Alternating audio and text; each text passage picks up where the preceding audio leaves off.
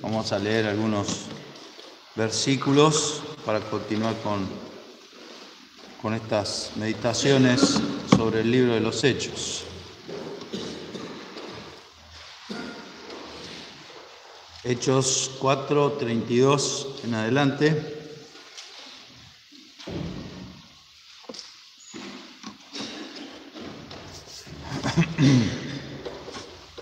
Hechos 4:32 dice: y la multitud de los que habían creído era de un corazón y un alma, y ninguno decía ser suyo algo de lo que poseía, mas todas las cosas les eran comunes. Y los apóstoles daban testimonio de la resurrección del Señor Jesús con gran esfuerzo, y gran gracia era en todos ellos, que ningún necesitado había entre ellos, porque todos los que poseían heredades o casas, vendiéndolas, traían el precio de lo vendido y lo ponían a los pies de los apóstoles, y era repartido a cada uno según que había menester. Entonces José, que fue llamado de los apóstoles por sobrenombre Bernabé, que interpretado es hijo de consolación, levita, natural de Cipro, como tuviese una heredad, la vendió y trajo el precio y púsolo a los pies de los apóstoles. Mas un varón llamado Ananías, con Safira, su mujer, vendió una posesión y defraudó del precio, sabiéndolo también su mujer, y trayendo una parte, púsola a los pies de los apóstoles.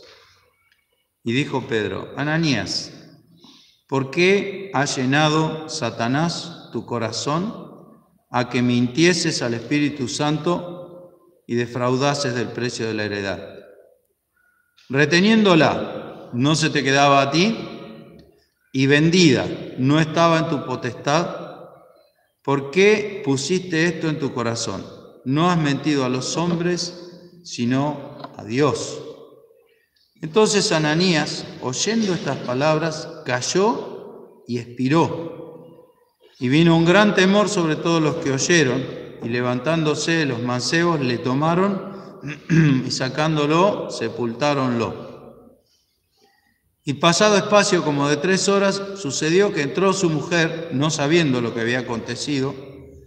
Entonces Pedro le dijo: dime, ¿vendisteis en tanto la heredad? Y ella dijo: sí, en tanto.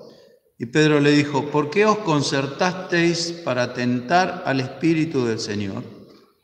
He aquí a la puerta los pies de los que han sepultado a tu marido y te sacarán. Y luego cayó a los pies de él y expiró. Y entrando los mancebos la hallaron muerta y la sacaron y la sepultaron junto a su marido. Y vino un gran temor en toda la iglesia y en todos los que oyeron estas cosas. Y por las manos de los apóstoles eran hechos muchos milagros y prodigios en el pueblo, y estaban todos unánimes en el pórtico de Salomón. Y de los otros ninguno osaba juntarse con ellos, mas el pueblo los alababa grandemente. Y los que creían en el Señor se aumentaban más, gran número así de hombres como de mujeres, tanto que echaban los enfermos por las calles y los ponían en camas y en lechos, para que viniendo Pedro, a lo menos su sombra, tocase a alguno de ellos. Y aún de las ciudades vecinas concurría multitud a Jerusalén, trayendo enfermos y atormentados de espíritus inmundos, los cuales todos eran curados. Hasta aquí esta lectura, que lo menos que podemos decir de esta lectura es que nos despierta muchísimas preguntas. Este hecho tan particular que sucedió en la iglesia primitiva, al poco tiempo de ser fundada, al poco tiempo de que el Señor resucitó y ascendió a los cielos. Y lo primero que podemos decir de esto, primero hablemos de la fe de Ananías y Safira, que he visto el ejemplo de este hombre de Dios llamado José o Bernabé, como le decían los apóstoles, viendo el ejemplo lo imitaron. Un ejemplo de fe que dice tenía una propiedad y la vendió y la dio a los pobres, tal como le pidió el Señor al joven rico, ¿no? Y le pasó a Ananías y Zafira como le pasó al joven rico también, que no le alcanzó la fe para hacer esto. Aclaremos bien, porque lo aclara el apóstol, que esto no era obligación, no tenían que hacerlo, lo hacía aquel que lo sentía en el corazón. Pero obviamente un acto de fe como el de José o Bernabé llamaba poderosamente la atención porque tenía una heredad y la vendió y la regaló, la dio a los pobres, la donó a la iglesia para que la iglesia reparte. No era para el pastor ni para invertirla en el banco, era para dar a los pobres, a los que tenían necesidad. Aclaremos esto porque se ve hoy en día muchas iglesias que piden donaciones, pero lo hacen con fines muy distintos a los que lo hacían los primeros discípulos aquí en la iglesia primitiva. Pero decimos, no les alcanzó la fe porque llegaron a venderla, la propiedad. O sea, imitando a Bernabé, pero dice que defraudó o sustrajo. La palabra defraudó significa defraudar, sustraer, quitar. Es decir, trajo una parte, que tampoco estaba mal. O sea, era, como le dice Pedro, era tuya. Si la retenía, si no la vendía, era tuya. Y con la plata de lo que vendiste, también era tuya. Vos das lo que, como dice también en otro lado en las cartas del apóstol Pablo, cada uno dé como propuso en su corazón, se conforme a lo que por la bondad de Dios pudiere. Es decir, que se trataba pura y exclusivamente de un acto de fe. Pero esta gente, al ver, podríamos decir, el ejemplo de Bernabé y lo que produjo en los hermanos, que lo admiraban al punto que se nombra lo que hizo aquí en el escrito de Lucas, entonces quisieron, podríamos decir, obtener los resultados del prestigio dentro de la congregación, pero no estaban dispuestos a hacer lo que había hecho el otro. Que por otro lado, Bernabé no lo hizo para ganar prestigio, nos damos cuenta. Lo hizo porque lo sintió en el corazón y atendió a la gente. Fue un problema de fe, que la falta de fe que tuvieron se transformó en un acto de hipocresía. Entonces ellos simulaban una cosa, pero en realidad estaban haciendo otra. Así que ahí tenemos la primera enseñanza de estos hechos. Hay que tener cuidado, pedirle al Señor que nos aumente la fe, como hacían los apóstoles, pero si no me alcanza la fe, tengo que ser sincero, no aparentar y, por otro lado, ser otra cosa. Ustedes saben lo que eran los hipócritas, de dónde viene el término hipócrita, que en nuestros tiempos es un término peyorativo, ¿no es cierto?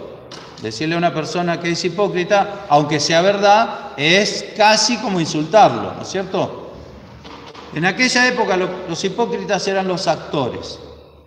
Entonces, el actor de teatro entraba al escenario siendo una cosa pero fingiendo ser otra, ¿no es cierto? Eso es básicamente la actuación.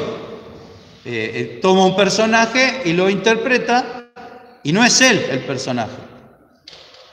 Entonces, cuando el Señor veía venir, por ejemplo, a los fariseos, que eran muy religiosos, pero como bien dijo el Señor, eran como sepulcros blanqueados, porque por fuera estaban muy pintaditos, pero por dentro estaban llenos de huesos de muertos. Entonces, estos hipócritas, cuando el Señor veía venir a los fariseos, le decía, acá vienen los hipócritas, quería decir, acá vienen los actores, vienen fingiendo ser otra cosa. Esto le pasó a esta pareja, que se acordaron para mentir en la iglesia. Pero, digamos, eso fue la falta de fe y la hipocresía con que actuaron. O sea, añadieron pecado al pecado. Pero igual, nosotros cuando leemos esto, yo no sé si a ustedes les pasa, pero llama la atención el juicio tan terminante de parte de Dios, pues se cayeron muertos en el lugar donde estaban, no dice dónde estaban, no era el templo, estaban en algún lugar donde se reunían y se cayeron muertos los dos por mentir. Y vamos a pensar en esto, porque seamos sinceros, hay cosas peores, ¿no es cierto? Hay gente que hace cosas mucho peores que lo que hicieron Ananías y Zafira y ahí andan. ¿No? Y hay porque acá estamos hablando de creyentes, no estamos hablando de la gente de afuera, como dice el apóstol Pablo. Si alguno llamándose hermano hiciera estas cosas. Es decir, que se pueden hacer, ya lo sabemos, cosas peores dentro de la congregación. Y sin embargo, no vemos que los que hacen esas cosas se caigan muertos. ¿Qué pasa acá? ¿Por qué Dios fue tan terminante con esta acción? Creo yo que se trata de un principio bíblico que lo podemos ver desde el Antiguo Testamento, y ahora vamos a ver, que tiene que ver con los comienzos de las obras de Dios. Cuando Dios inicia una obra, manifiesta su beneplácito para las cosas bien hechas, pero también su ira para lo que se hace mal, y sienta un precedente y marca una pauta de lo que le agrada y lo que no le agrada. Vamos a ver, así entendemos mejor, desde el principio, cuando empezaron a suceder estas cosas. Por ejemplo, en el libro de los Números, capítulo 15, en el Antiguo Testamento, la página 160,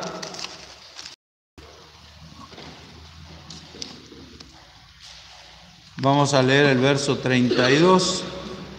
Aquí están recién comenzando a practicar las ordenanzas que Dios le había mandado luego de haber salido de Egipto. Recordamos Éxodo 20, Dios le da lo que nosotros llamamos los 10 mandamientos o las 10 palabras y toda su ley, su enseñanza, porque eso es la ley de Dios, esa enseñanza. La palabra que se traduce ley, que es Torá, significa instrucción, enseñanza, guía, como cuando uno arroja una flecha y se clava la flecha. Es más o menos esa idea la que da, porque se utiliza también justamente para cuando se arrojan flechas, el mismo verbo. Es decir, que es una enseñanza, permítame decirlo así, que se clava, que queda fijada en la mente y en el corazón del hombre. Entonces Dios da su ley para que ellos caminen en ella, entre ellas el cuarto mandamiento, ¿cuál es el cuarto mandamiento? ¿Alguien se acuerda? Fabián, ¿cuál es el cuarto mandamiento? Tiene que ver con un día de la semana. Guardar el sábado. Parar, eso también significa la palabra sábado, detenerse, cesar. Cesar. El faraón le dijo a Moisés cuando hizo parar al pueblo de Israel y decir, nos vamos, dice, ¿por qué hacéis cesar al pueblo? Ahí utiliza esa palabra, sabat, que significa cesar. Eso es lo que Dios quiere, que paremos de trabajar, que paremos nuestras actividades cotidianas y tengamos un día para reflexión, para adoración, para enseñanza. En el caso del cristianismo es el domingo. ¿Por qué el domingo? ¿Qué pasó? ¿Por qué no tenemos el sábado y sí el domingo? Porque es el día de la resurrección del Señor. Entonces es como nuestro nuevo sábado. Hecha esta digresión, leamos el verso 32 de Números 15 que dice, y estando los hijos de Israel en el desierto, hallaron un hombre que recogía leña en día sábado, lo cual estaba prohibido. Y los que le hallaron recogiendo leña trajeronle a Moisés y a Aarón y a toda la congregación y pusiéronlo en la cárcel porque no estaba declarado qué le había que hacer. Es decir, estaba transgrediendo la ley de Dios, pero no sabían qué hacer porque nunca ellos habían practicado esta ley, era nueva, tenían que ir preguntándole a Dios que a través de Moisés instruía. Entonces dice verso 35, Jehová dijo a Moisés, irremisiblemente muera aquel hombre, apedréelo con piedras toda la congregación fuera del campo. Entonces lo sacó la congregación fuera del campo y apedreáronlo con piedras y murió como Jehová mandó a Moisés. Miren esto, estaba juntando leña el sábado. Decimos nosotros, hay cosas peores, sí hay cosas peores, pero Dios estaba iniciando una etapa en el pueblo de Israel, la etapa de la ley. Entonces Dios, ¿qué hacía? Manifestaba su beneplácito con los que la cumplían y su ira con aquellos que la transgredían. Esto es un caso ejemplificador. Así debería pasar con todos los que hacen esto, como si Dios dijera eso. Entonces vemos que Dios, cuando inicia una nueva etapa en su relación con su pueblo, marca tajante las pautas, y nosotros debemos saber, y ellos aprendieron eso, que cualquier persona que transgrediera el sábado se exponía a un juicio semejante. Luego no vemos, porque transgredieron el sábado 1000 veces, al punto que Dios le contó todos los años sabáticos que ellos no habían respetado y los mandó cautivos 70 años a Babilonia, conforme a la cantidad de años sabáticos que ellos no habían guardado. Años no lo habían guardado. Sin embargo, no los apedreaban cada vez que alguno transgredía el sábado. Ustedes ven cómo entró eso en el corazón de ellos, que siempre estaban vigilando al Señor a ver si guardaba el sábado o no. No te es lícito hacer eso, no te es lícito hacer eso el sábado. Cosa que era mentira, porque el Señor es el Señor del sábado. Pero aquí vemos, tajante, apedréenlo, muere irremisiblemente. Vamos a otro pasaje. Jueces capítulo 7. Aquí nos dijo claramente Moisés que estaban en el desierto. Ahora vamos al ingreso a la tierra prometida. Están entrando.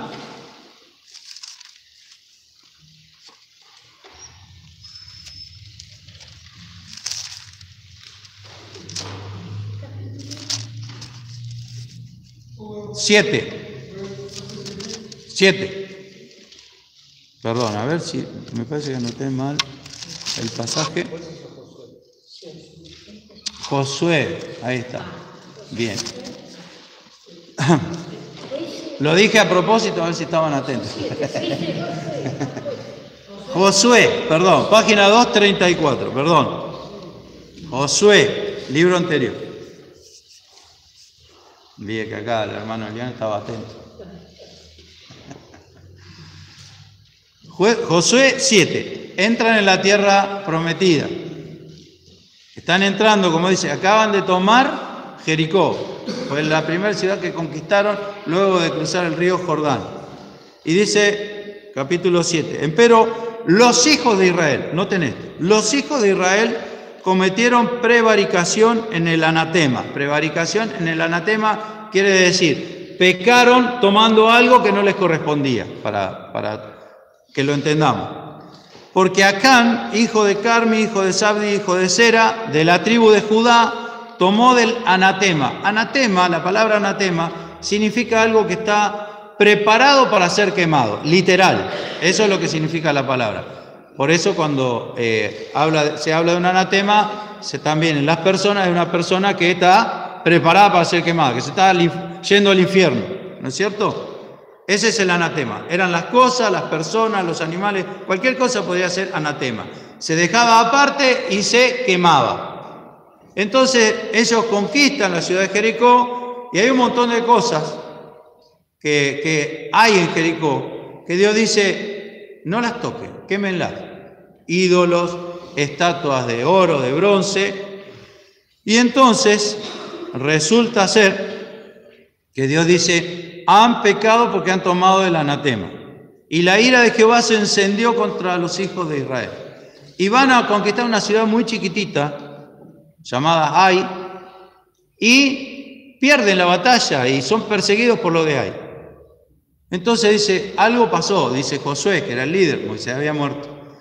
Algo pasa acá, ¿por qué Dios está permitiendo esto? Entonces Dios le dice, han tomado el anatema. Y no le dice quién. No le dice quién. Todo el pueblo de Israel está infectado porque hay alguien que tomó del anatema y lo ha escondido. Entonces, en el verso 19, porque no es el tema de hoy, sino para que vean el principio bíblico de lo que pasó en el libro de los Hechos, el verso 19 dice, entonces Josué, al fin descubren quién era. Josué dijo a Acán, hijo mío, da gloria ahora a Jehová, el Dios de Israel, y dale alabanza, y declárame ahora lo que has hecho, no me lo cubra. O sea, confesá, en otras palabras. Y Acán respondió a Josué, verdaderamente yo he pecado contra Jehová, el Dios de Israel, y he hecho así y así. Que vi entre los despojos, recordemos, habían conquistado la ciudad de Jericó, vi entre los despojos un manto babilónico muy bueno. Una ropa era, un manto babilónico. Y 200 siclos de plata y un changote, o un lingote, como le decimos nosotros, un changote de oro de peso de 50 siclos, lo cual codicié y tomé, y he aquí que está escondido debajo de tierra en medio de mi tienda y el dinero debajo de ella. Yo no sé qué pensaría este hombre sobre todo con el manto babilónico. Se iban a dar cuenta. Venían del desierto, 40 años en el desierto, y de golpe aparece acá con una ropa de súper lujo. Se iban a dar cuenta en algún momento. Y lo tenía escondido. Fíjense el proceso del pecado. Codicié, tomé, está escondido, y luego el juicio. Así funciona el corazón del hombre. Codicia, toma, igual que Adán y Eva. Codicia, toma y esconde. Eso es el pecado. Eso es lo que pasó allá en Hechos 5, ¿no? Entonces dice, verso 24. Entonces Josué y todo Israel con él tomó a Acán, hijo de Zera, y el dinero, el manto, el changote de oro, sus hijos, sus hijas, y sus bueyes, y sus asnos, sus ovejas, su tienda, y todo cuanto tenía, y lleváronlo todo al valle de Acor. Y dijo Josué, ¿por qué nos has turbado? Túrbete Jehová en este día. Y todos los israelitas los apedrearon y los quemaron a fuego después de apedrearlo con piedra. Tremendo lo que pasó. Tremendo. ¿Por qué pasó esto? Repito, Dios marcó la pauta. Cualquiera que haga esto se expone al juicio. No sucedió después. Si vemos la historia de Israel, nunca volvió a suceder esto que pasó aquí. Es decir que, como vemos, en cada inicio de las nuevas situaciones o relaciones entre Dios y su pueblo, aparece un juicio tajante y terminante para que nosotros entendamos, porque nosotros también somos su pueblo, qué es lo que agrada a Dios y qué es lo que no le agrada. Y luego pasa que por ahí no está el juicio, pero está este antecedente y sabemos a lo que nos exponemos cuando cometemos el mismo pecado. Primera Crónicas, capítulo 13. Ha habido una guerra civil en Israel, entre la familia de David, el nuevo rey, y la familia de Saúl, el rey muerto, que intentaba perpetrarse en el poder, aunque Dios había dicho que el nuevo rey era David. Entonces, el arca, el centro de la adoración en el tabernáculo de Israel, en lo que era el templo en esa época, todavía no se había construido el templo de Salomón. El arca estaba lejos porque los filisteos la habían robado, después la habían devuelto, y ahí estaba el arca lejos del lugar de adoración. Entonces David decide, dice aquí, capítulo 13, primera crónica, David tomó consejo con los capitanes de millares y de cientos y con todos los jefes, y dijo David a todo el Congreso de Israel, si os parece bien y de Jehová nuestro Dios, enviaremos a todas partes a llamar a nuestros hermanos que han quedado en todas las tierras de Israel, y a los sacerdotes y levitas que están con ellos en sus ciudades y ejidos, que se junten con nosotros y traigamos el arca de nuestro Dios a nosotros, porque desde el tiempo de Saúl, que era el rey anterior, no hemos hecho caso de ella. Perfecta. La idea estaba perfecta, era de Dios, como dice David. Verso 9. Y como llegaron a la era de Chidón, es un lugar de trabajo, un campo. La era es donde se separaba el trigo de la paja, digamos. Como llegaron a la era de Chidón, Usa, uno de los que iba, extendió su mano al arca para tenerla porque los bueyes se desmandaban. Se empezó a sacudir el carro en que la llevaban, y entonces puso la mano para que no se caiga. Aparte era una reliquia, era toda de oro, era súper importante, era la presencia de Dios entre ellos. Y el furor, miren esto, y el furor de Jehová se encendió contra Usa e hiriólo, porque había extendido su mano al arca y murió allí delante de Dios. Tocó el arca y cayó muerto. Aquí vemos otro comienzo. Están por retomar la adoración a Dios, están llevando el arca al lugar donde tiene que estar, y Usa comete el error de tocarlo y muere ahí, porque estaban haciendo todo mal. La intención era buena, pero el arca no debía llevarse en un carro con bueyes, lo tenía que llevar los sacerdotes, tenía unas varas para llevarlo los sacerdotes sobre sus hombros, tenía que ser exclusivamente los sacerdotes elegidos, no se podía hacer como lo estaban haciendo todo mal, aunque la intención era buena. ¿Y qué pasó? Vino un juicio de Dios y dice que lo dejaron ahí, le dio tanto miedo que lo dejaron ahí hasta que David entendió, más adelante lo dice, léanlo, dice, no hemos hecho conforme a la ley, al mandamiento de Dios, entonces por eso nos pasó esto. Así que vemos, resumiendo, este principio bíblico de que cuando Dios está comenzando una relación específica con su pueblo, determina las cosas que están bien y es tajante con respecto a las cosas que están mal. Entonces, ¿qué podemos aprender nosotros de esto?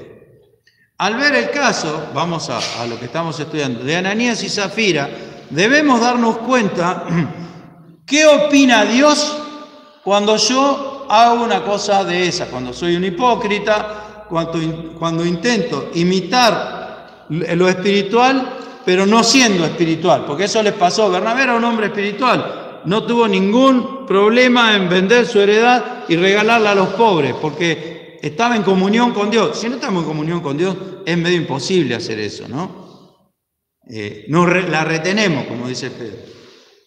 Y entonces ellos querían figurar imitando lo del hombre espiritual sin ser espirituales. Y Pedro le dice, no tiene sentido lo que han hecho ustedes, porque si ustedes no querían venderla, les quedaba a ustedes. Y si tenían la plata de la venta, también les quedaba a ustedes.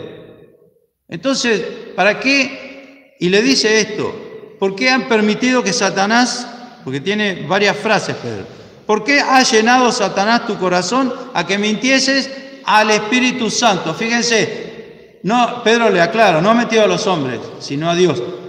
No, a mí no me hace nada con mentirme, como si le dijera a Pedro. No ha metido a los hombres, ha metido a Dios. Y fíjense, a Dios el Espíritu Santo. Porque el Espíritu Santo es el formador de la iglesia. Es el que toma del Señor Jesús y lo hace conocer en nosotros, en la experiencia espiritual. Donde está el Espíritu del Señor, allí hay libertad, dice Pablo a los Corintios. Es decir que aquí vemos con toda claridad que el Espíritu Santo es Dios. No ha mentido a los hombres, sino a Dios. Ha mentido al Espíritu Santo. Por lo tanto, el Espíritu Santo es Dios mismo, trayendo de lo de Cristo y aplicándolo a la iglesia. Así que tenemos este principio bíblico, hermanos.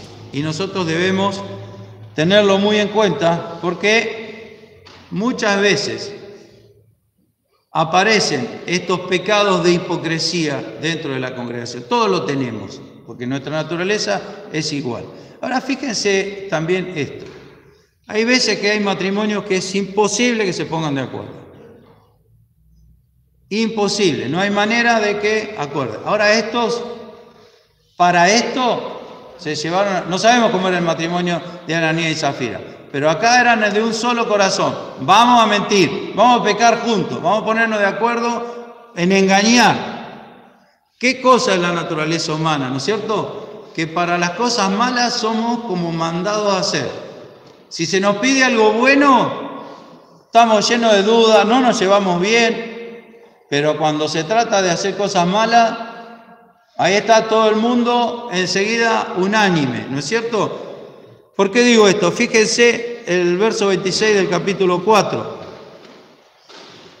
Asistieron los reyes de la tierra y los príncipes se juntaron en uno. ¿Qué quiere decir se juntaron en uno? Estaban absolutamente de acuerdo. ¿En qué? Estaban absolutamente de acuerdo los príncipes. Ustedes miren los príncipes de este mundo, los gobernadores de este mundo. Porque príncipe significa uno que está arriba. Nosotros lo entendemos como un miembro de la realeza. Pero príncipe es alguien, de ahí viene la palabra principal.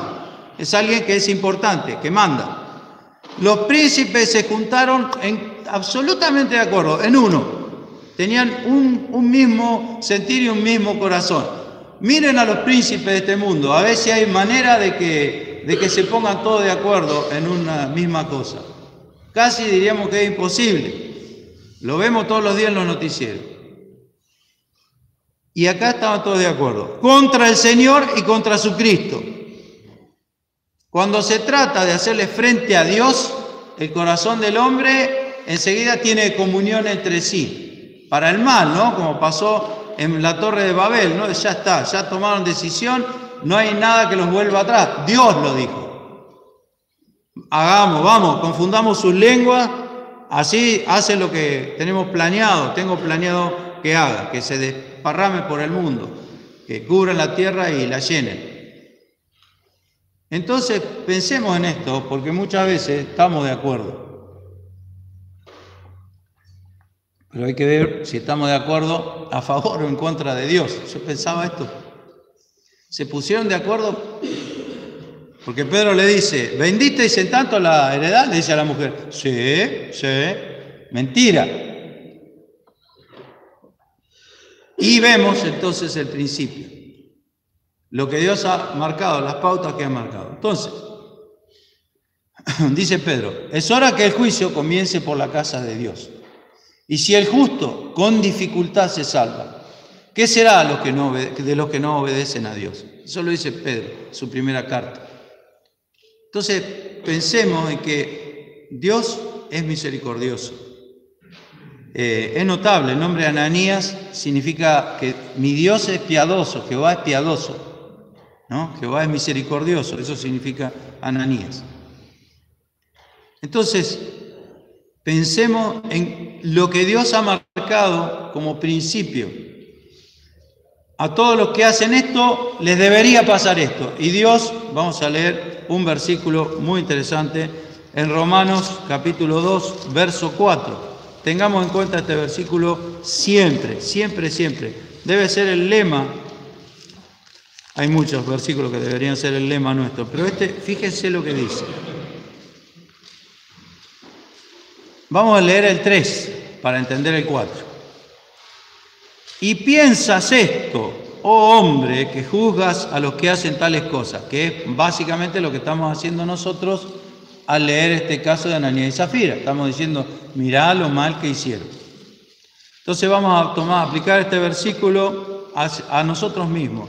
Piensas esto, oh hombre que juzgas a los que hacen tales cosas y hace las mismas, que tú escaparás del juicio de Dios, o menosprecia las riquezas de su benignidad. ¿Qué es la benignidad?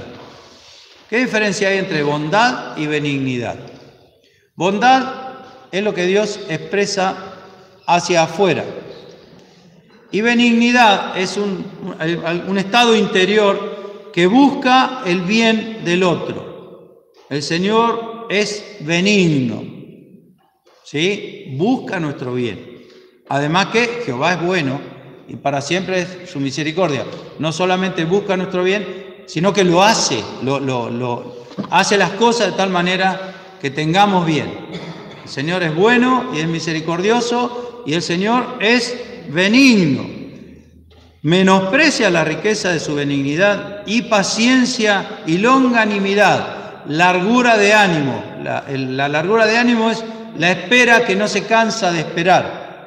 Longanimidad de Dios, ignorando que su benignidad te guía a arrepentimiento, mas por tu dureza y por tu corazón no arrepentido atesoras para ti mismo ira para el día de la ira y de la manifestación del justo juicio de Dios. La ira de Dios, esto lo tenemos que entender, porque nosotros tenemos una concepción de lo que es la ira, es que cuando yo me enojo me pongo como loco, ¿no es cierto? Es un ataque de ira. Pero no es así, obviamente, no es así en Dios, porque Dios no peca teniendo ira. La ira de Dios es unida a la benignidad, longanimidad, paciencia. La ira de Dios es que establece un día en que va a haber un juicio. Eso es la ira de Dios. Y en ese día, el día de la ira de Dios, como dicen los profetas del Antiguo Testamento, Dios va a juzgar cada uno según sus obras y le va a aplicar el justo castigo, sin descontrolarse, vamos a decir, como pasa con la ira del hombre, que no obra la justicia de Dios. Entonces, lo que habla de la ira de Dios, habla de un día en que está aparejado el juicio para los pecadores. Y entonces dice que atesora para ti mismo ira, o sea, suma ira de Dios para el día de la ira y de la manifestación del justo juicio de Dios. ¿Por qué Dios no destruye a cada uno que peca? Porque es benigno, es paciente, es longánime para con nosotros, esperando, también lo dice en otro lado, que todos los hombres se arrepientan y vengan al conocimiento del Señor.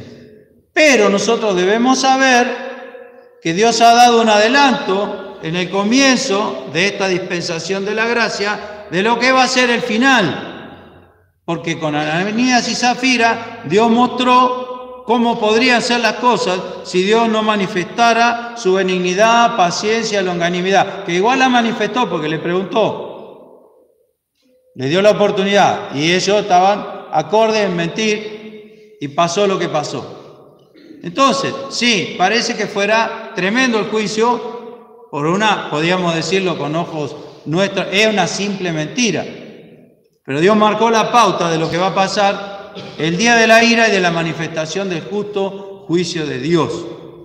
Por otro lado, tenemos una curiosidad muy grande en este pasaje que hemos leído, porque, preguntémonos esto, ¿quiénes fueron los que sacaron a Ananías del lugar donde estaban y lo enterraron, y luego a Zafira y la enterraron? ¿Quiénes fueron? Los mancebos. ¿Qué son los mancebos? Los jóvenes. Un pastor del testimonio decía, ese día la reunión de jóvenes consistió en 2 entierros, decía un pastor nuestro del testimonio. Pero es notable, los mancebos no fueron los viejos, los grandes. No era porque eran más fuertes físicamente, que podían hacer el pozo más fácil. Era porque esto estaba orientado, porque hay una cosa que menciona 2 veces este pasaje. En el verso 5 dice... Entonces Ananías, oyendo estas palabras, cayó y expiró, y vino un gran temor sobre todos los que lo oyeron. Y luego, verso 11, y vino un gran temor en toda la iglesia y en todos los que oyeron estas cosas. Nos damos cuenta de la finalidad de este juicio, que hubiese temor. Y dice el Salmo 78, versos 5 al 8, texto también muy conocido, en donde se habla de la transmisión de la enseñanza. 78, 5, Salmo. El Señor, Él estableció testimonio en Jacob y puso ley o enseñanza, como hemos dicho, o instrucción, en Israel, la cual mandó a nuestros padres, miren esto, que la notificasen a sus hijos para que lo sepa la generación venidera y los hijos que nacerán y los que se levantarán lo cuenten a sus hijos, a fin de que pongan en Dios su confianza y no se olviden de las obras de Dios y guarden sus mandamientos y no sean como sus padres, generación contumaz. ¿Qué quiere decir contumaz? Porfiado, el que porfía para seguir pecando. Contumaz y rebelde, generación que no apercibió o no preparó su corazón ni fue fiel para con Dios su espíritu. Es lapidario este pasaje, en todos los sentidos. Es nuestra obligación como padres, como enseñadores, como creyentes de la iglesia, con respecto a la generación que viene y a la que sigue. Recuerde siempre la predicación de Juan el Bautista, que hablaba de que volverá el corazón de los padres a los hijos y de los hijos a los padres. La reconciliación intergeneracional para que se transmita la enseñanza de Dios. Es lamentable esto. A mí me hace sufrir mucho que, habiendo enseñado, como dice, tú mismo vayas a ser reprobado, que los hijos no sigan en el camino de los padres, en el camino bueno de los padres, ¿no? El Señor promete que es una situación provisoria, que los hijos vuelvan a la casa de Dios, a la comunión con Dios. Pero hace doler porque está escrito esto. Y hay que enseñar para que la generación que viene se diferencie de la generación anterior, que no son tan rebeldes ni tan porfiados para pecar. Entonces, vemos aquí que hay una advertencia clara. A mí me da bastante miedo, no miedo miedo irracional, sino temor de Dios. Como dice Job, capítulo 28, verso 28, que Dios estaba creando los cielos y la tierra y la sabiduría lo acompañaba, personificando a la sabiduría que, como dice el apóstol Pablo, el Señor nos ha sido hecho sabiduría. Así que está hablando del Señor creando todas las cosas, como dice Colosenses. Por Él y para Él fueron creadas todas las cosas. Pero cuando estaba creando todo, dijo al hombre, Job 28, 28, ¿qué le dijo al hombre? El temor de Jehová es el principio de la sabiduría. Dios decretó eso, que aunque nuestra relación es filial, es decir, nosotros somos hechos hijos de Dios y tenemos confianza para con el Padre, decimos Abba, que es el término arameo para decirle papá. No obstante eso, y también le dice a Timoteo Pablo, no nos ha dado Dios el espíritu de temor, para que estemos otra vez en servidumbre. No obstante eso, tiene que haber un respeto a lo que Dios le agrada, porque como padre que es, dice Hebreos, castiga a cualquiera que adopta, que toma por hijo.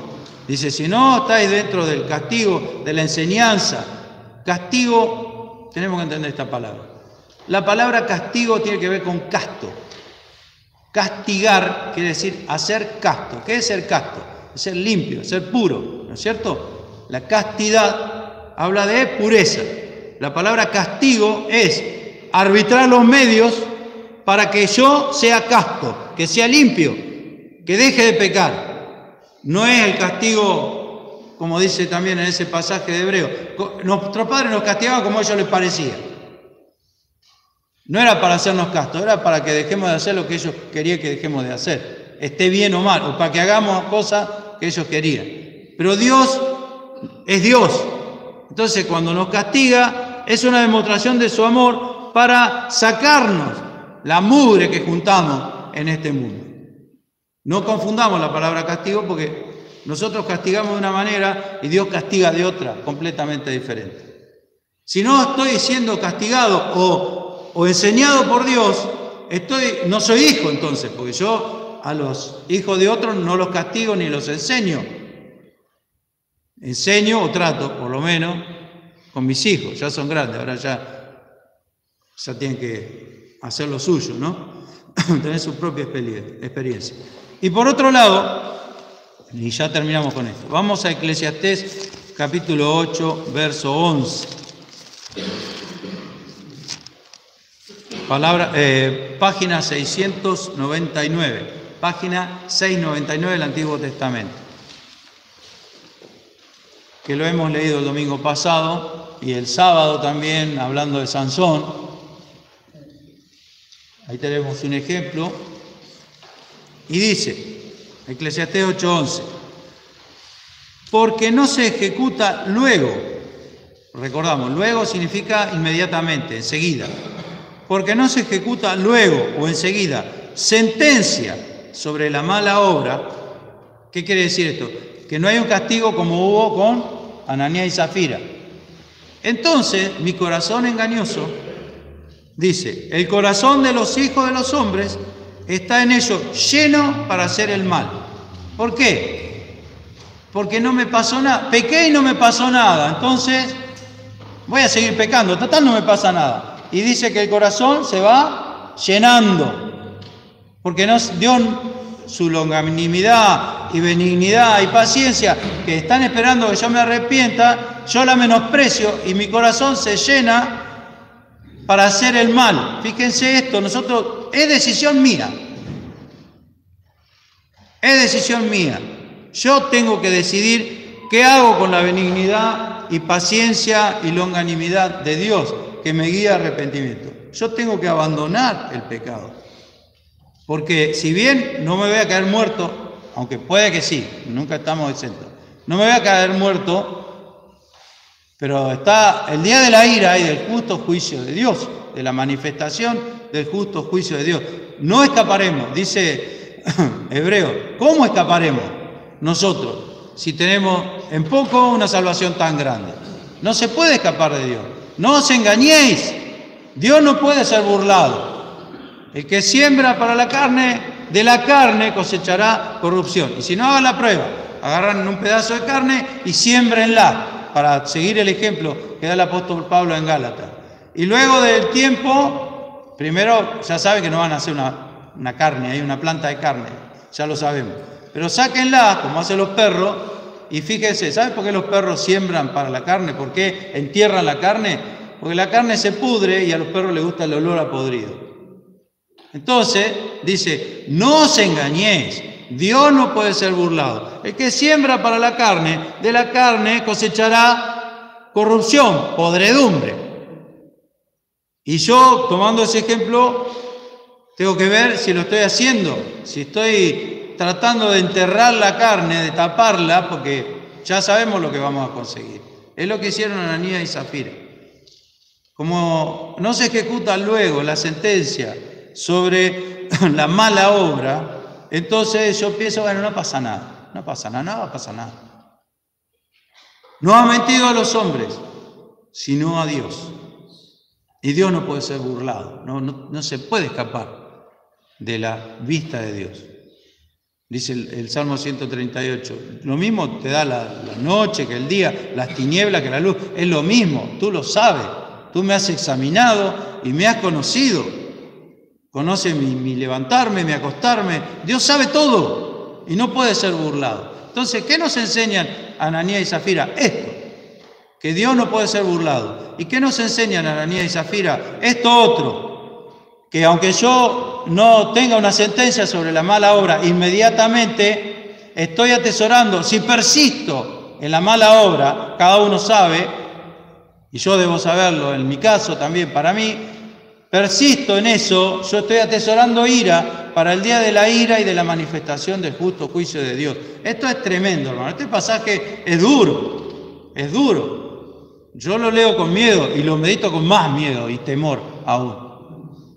Pero pensemos en Dios como nuestro Padre, como aquel justo, santo, amoroso, que nos da todo, y empecemos a tener un poco de temor de Dios, porque Dios ha marcado en el mismo comienzo de la iglesia lo que opina de los pecados de los creyentes. Y para nosotros, repito, parece, pero no era para tanto. Sí era para tanto. Si Dios lo hizo así, era para tanto. La hipocresía, la mentira, la falta de fe, ponerse de acuerdo para pecar. Tremendo, es para reflexionar, ¿no es cierto? Vamos a terminar aquí para que no se vaya tanto la hora, pero pensemos en esto, hermano. Dios no puede ser burlado. Y el hecho de que Dios no me esté castigando en este momento habla de su benignidad, de su longanimidad, de su paciencia.